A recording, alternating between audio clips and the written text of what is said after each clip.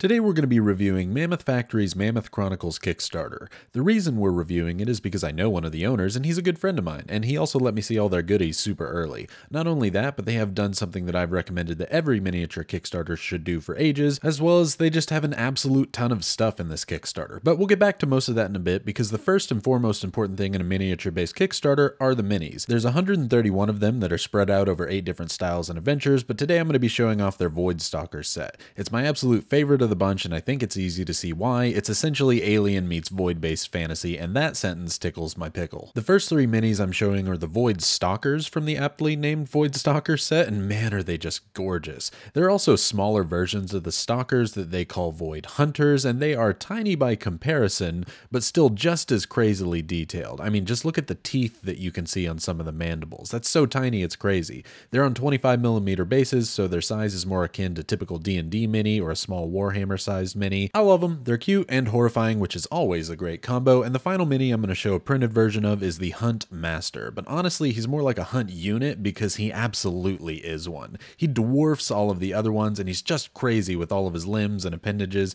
He's my favorite part of the Void Stalkers set by far. Another nice design choice is that the majority of the large minis have unique pegs on them and their bases that help them fit a lot more precisely exactly where they're supposed to go, which is very much appreciated by me. A little super glue and accelerant and we're good to go. Fun fact, their designer David worked on DC Collectibles and XM Studios, so DC and Marvel statues and minis, he's got amazing skill. So, I don't know, I'm no 3D print master, but I feel like if I can shake it like crazy like this after just a few seconds of gluing, it's a pretty well designed set that both has looks and ease of use in mind. And yeah, I know looks are subjective, some people will like some things, some people won't, but are you telling me looking at this Hunt Master, you don't want to make an entire D&D campaign around him being the BBEG? I do. My players are definitely going to fight him at some point because he's just that dang cool. Another fun fact, or it might be fun for you, it wasn't exactly fun for me, whenever I was trying to 3D print these minis, my 3D printer just decided to go on the fritz. Everything I tried to print, even stuff I'd printed before on the printer, would not print, and so I wouldn't be able to get this video out. But my new best friend over at RKS Games helped me get all of these printed and shipped to my door in 2 days. What an absolute treasure. Go check out his site, and thanks again to him. We'll come back to the minis because I want to talk about the main reason I'm excited for the Kickstarter, because almost all of the minis are woven into plug-and-play short arc adventures. They have themes like Void Stalkers, Infernal Blacksmith, Dragon Empires, Mutant Werewolves, and yeah, all the good fantasy trope stuff. I have said for ages that all mini Kickstarters need to come with something like this because it gives you a reason to print them off and use them in your games. But even if you don't 3D print stuff, they have all sorts of maps, they've got tokens for virtual tabletops, so if you don't even own a 3D printer, this is still a pretty good Kickstarter. With all of these extra things that go with each mini, it just adds that much more value to each one of them. And again, there is a ton of minis and just other things involved with the Kickstarter. Also, the other reason I want to do the review is because they have a reward tier for a hardcover book that I want so bad you have no idea. But that's enough about that. I know you're here for the durability test in my review, so let's go ahead and drop them from 3 feet up already.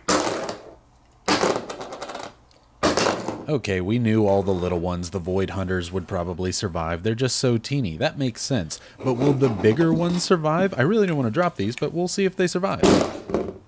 They do not. Surprise, surprise, large 3D prints like this don't exactly like falling from large heights. Whatever, 3D prints are pretty easy to repair. I'll even show you how to do that in just a second. But let's see if the big dog himself, the Hunt Master, can survive. No.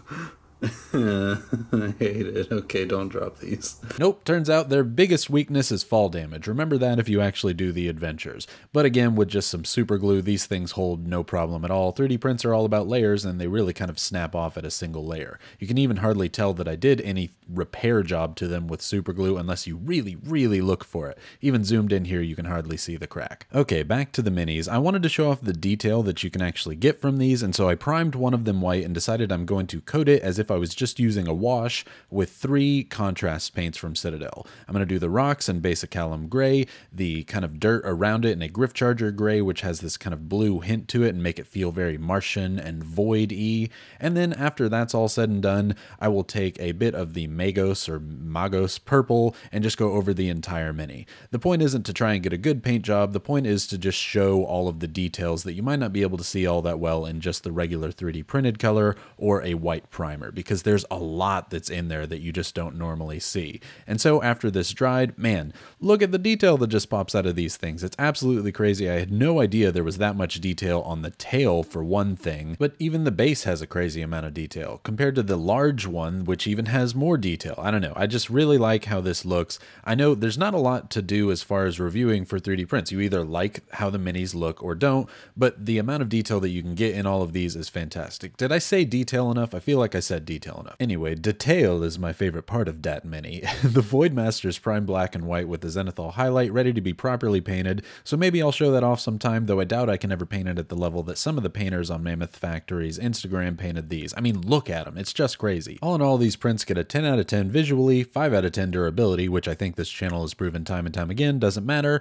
but a surprising 8 out of 10 repairability. Anyway, go check out their Kickstarter. I think there's something like a year's worth of adventures if you do all of the DnD 5e content that goes with the minis. Thanks again to Mammoth Factory for letting me check out their stuff early and test out their minis and read their adventures. Subscribe if you might want to see some more videos like this in the future. Like the video if you like it, dislike it if you dislike it. I want to hear that too. Let me know in the comments some other Kickstarters I should check out and review, and I hope that you have a fantastic day.